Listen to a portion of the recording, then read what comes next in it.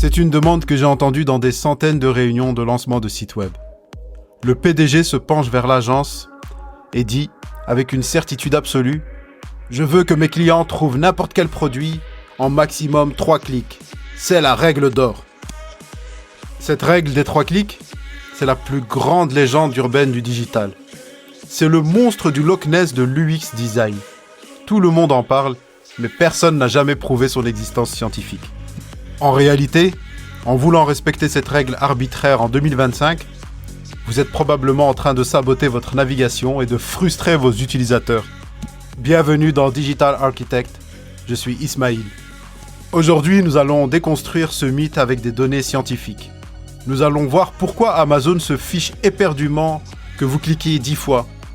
Pourquoi le comportement mobile a tué la navigation des années 2010. Et surtout, nous allons découvrir la seule métrique que Google regarde vraiment pour juger la qualité de votre site. Préparez-vous à changer votre vision de l'ergonomie. Vous êtes prêts? Alors on y va.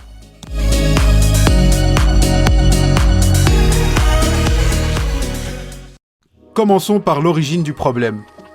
L'idée que chaque clic supplémentaire fait perdre 50% des utilisateurs est séduisante. Elle est logique. Elle est simple.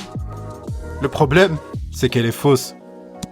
Dès les années 2000, les chercheurs se sont penchés sur la question.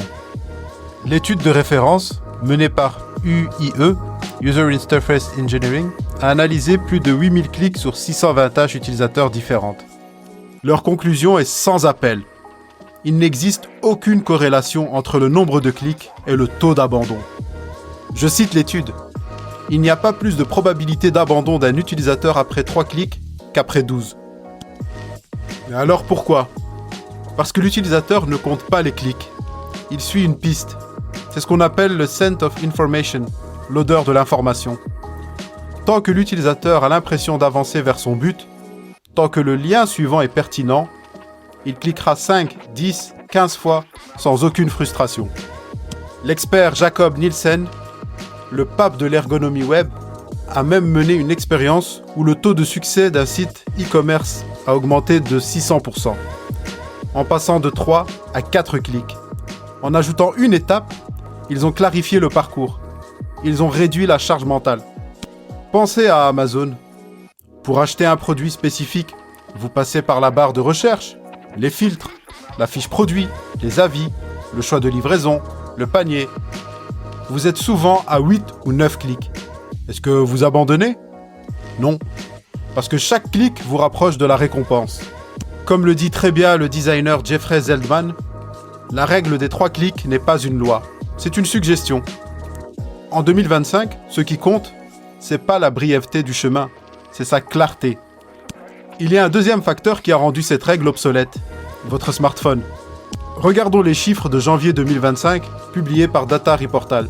59,2% du trafic web mondial provient désormais du mobile. Près de 60%.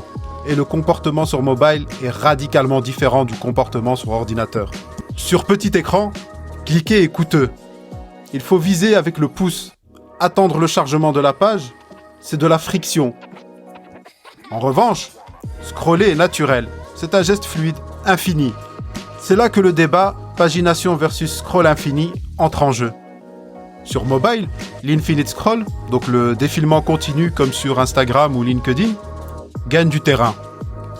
Selon CrocoBlock et LongRocket, le scroll infini augmente le temps passé sur le site et l'engagement. Il favorise la découverte. Ceci dit, attention, je ne dis pas qu'il faut supprimer toute pagination.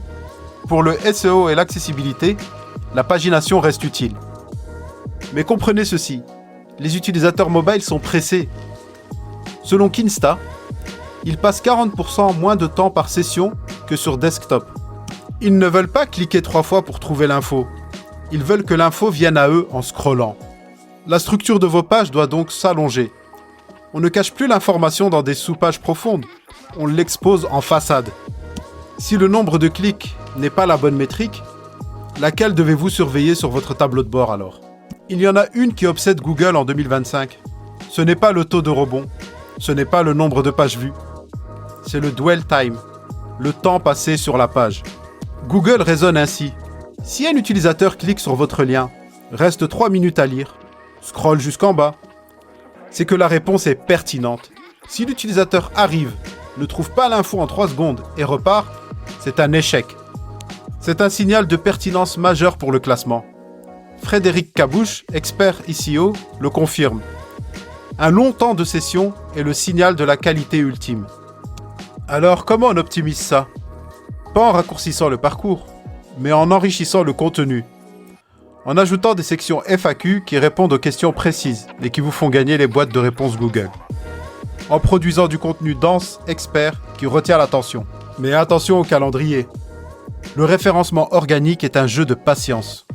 Selon Whippy Beginner, il faut 3 à 6 mois minimum pour voir des résultats significatifs après une optimisation. Le cas de l'application Transit est parlant. Il leur a fallu 7 mois de travail SEO acharné pour voir la courbe décoller. Donc ne changez pas votre architecture tous les mois parce que ça ne marche pas. La stabilité et la profondeur payent plus que la vitesse. Maintenant, il est temps de passer à la pratique. C'est l'heure de votre reality check. Je veux que vous testiez la charge mentale de votre site, pas le nombre de clics. Prenez votre téléphone. Demandez à un collègue, ou mieux, à quelqu'un qui ne connaît pas votre boîte, de trouver une information précise et peu cachée sur votre site. Par exemple, trouvez notre politique de retour, ou encore trouvez notre référence client dans le secteur bancaire. Ne comptez pas les clics. Regardez son visage. Regardez son pouce. Est-ce qu'il hésite? Est-ce qu'il remonte en haut de page? Est-ce qu'il utilise le moteur de recherche interne par dépit? Si vous voyez de l'hésitation, c'est que vos liens sont mal étiquetés. C'est que l'odeur de l'information est perdue. Peu importe que ce soit en 2 clics ou en 10, si l'utilisateur doit réfléchir, vous avez perdu.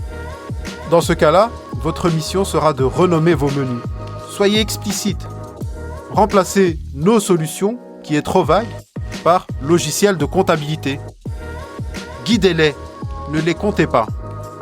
En résumé, la règle des 3 clics appartient à l'époque où Internet était lent et où les gens naviguaient avec une souris sur un bureau.